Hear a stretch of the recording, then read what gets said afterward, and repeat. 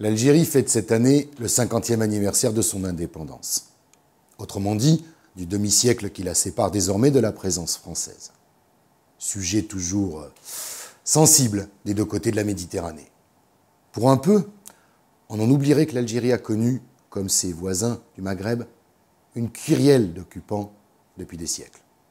Et que ses maîtres des lieux sont restés sur cette terre beaucoup plus de temps que ne l'a fait la France et ses 132 ans de colonisation.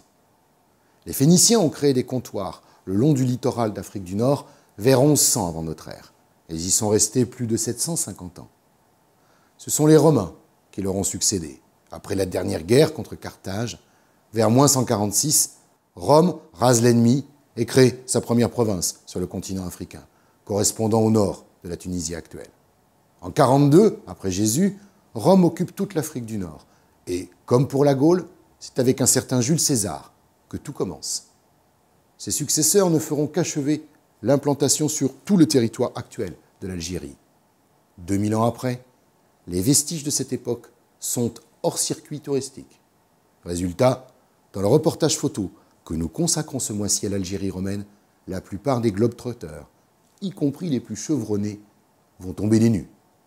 3 sites classés patrimoine mondial de l'UNESCO, Adjamila, Timgad et Tipasa, témoignent de cette présence antique.